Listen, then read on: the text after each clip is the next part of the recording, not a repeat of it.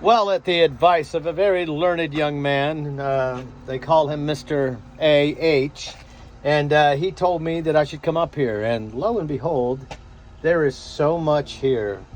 You wouldn't know it, but this is Lena Park. So let me tell you about what I see. I don't even know if I'm going to have enough time to get to it.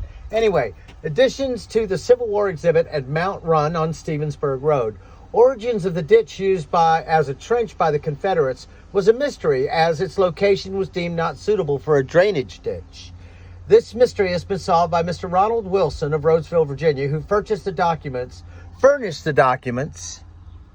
right there from the archive at the Culpeper Courthouse. In 1815, the Norman Mills Dam was constructed.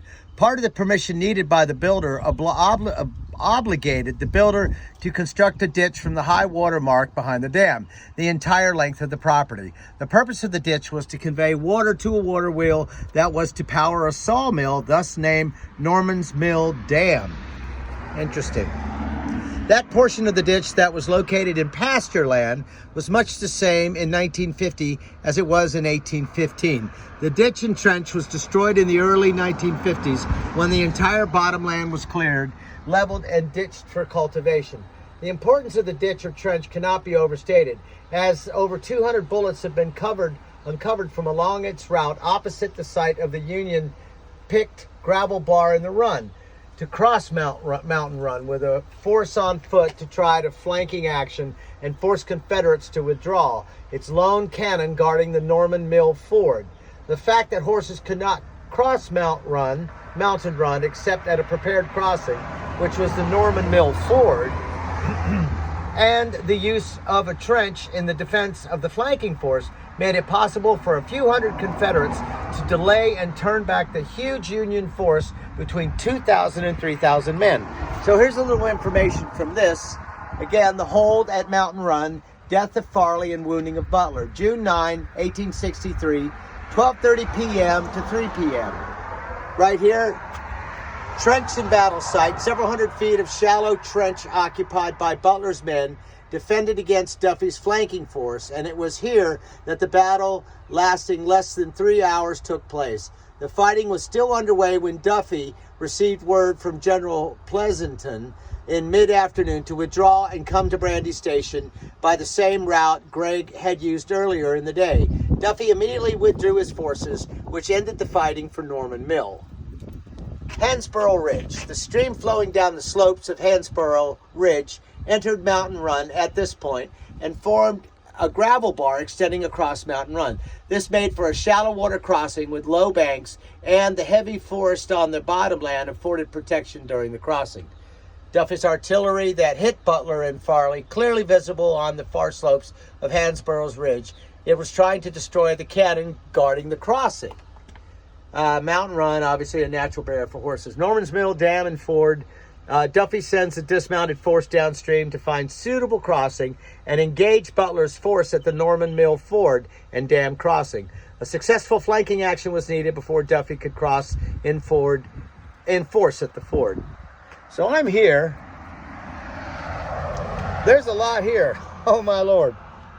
Butler and Farley are shot. Cannon shots hit Butler and Farley. Butler and Farley, Stuart's chief scout and most trusted aide, had just crossed Mountain Run and were having their first breathing spell of the day.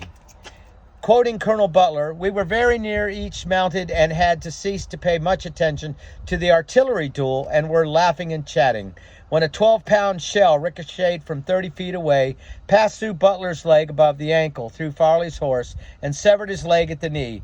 Farley died on the battlefield and was buried in Culpeper. Butler survived the war. Their location when hit was on the existing road, Old Caroline Road at the marker." And of course, this is the present roadway here. Let me peek out and interrupt this.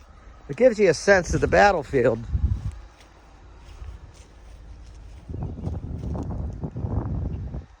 Boy, it's so calm and idyllic now.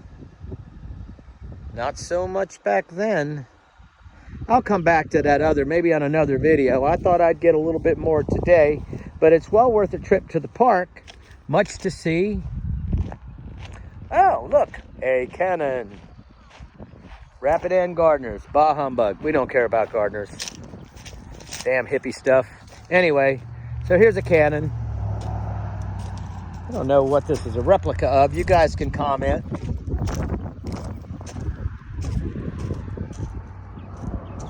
Stem cannons.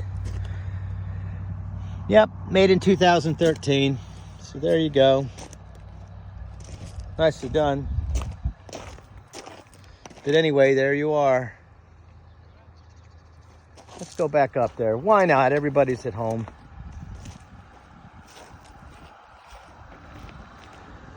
I guess that's a water wheel. Anyway, the clean-shaven patriot here,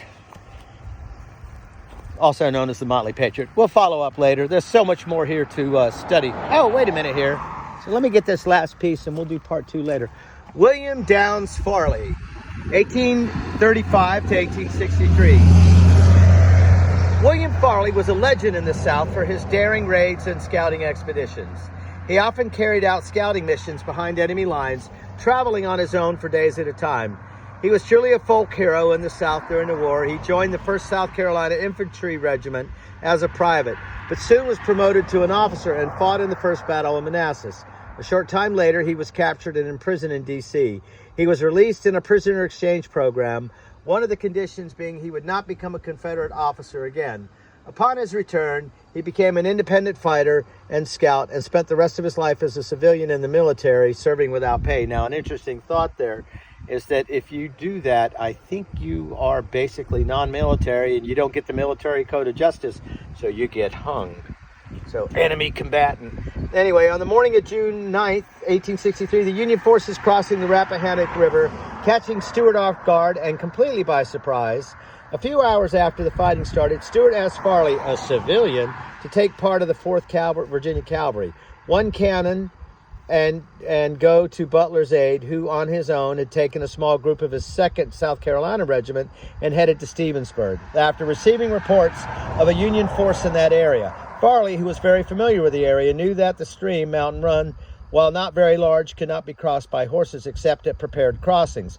Norman's Mill, and was the only natural barrier between Stevensburg and Brandy Station. And this kind of falls in line with what I've said before. The difficulty that I think the Union had often was the terrain was much more well known by Lee and, of course, everyone else. You know, it's never fun to fight somebody in their own neighborhood. Anyway, Norman's Mill Ford, and was the only natural barrier between Stevensburg and Brandy Station, where a small force could stop or delay a large force. Farley therefore did not let the cannon go with the main force that went on to Stevensburg, but held it here at Brandy Station side. The cannon did not cross Mountain Run, Major Lipscomb's official report. It was placed to guard the ford site and the face of the dam. A small force stayed with the cannon and around noon engaged in a cannon duel with the Union guns on the hill near Stevensburg. Oh, anyway, we'll come back to that. There's a lot of content here. So what do we have here? Captain W.D. Farley, June 9, 1863. Well, I'm sure this is a monument that some people will be upset at, but everybody's fighting for what they believe in.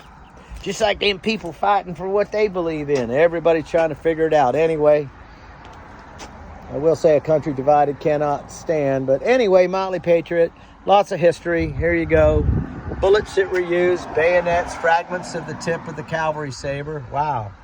Sharp's ringtails, mini bullets, Sharp's carbine, 52 caliber Williams cleaner bullet, 44 Colt percussion revolver, Wilkinson bullet fired in an Austrian musket, mini bullet 58 caliber, mini bullet 54 caliber, bullets spilled or lost from carrying pouches, and then lots and lots and lots. Anyway, Motley Patriot bringing you some history out here in Culpeper. Well, I'm sure glad we're not shooting at each other anymore. Phew, what a firestorm.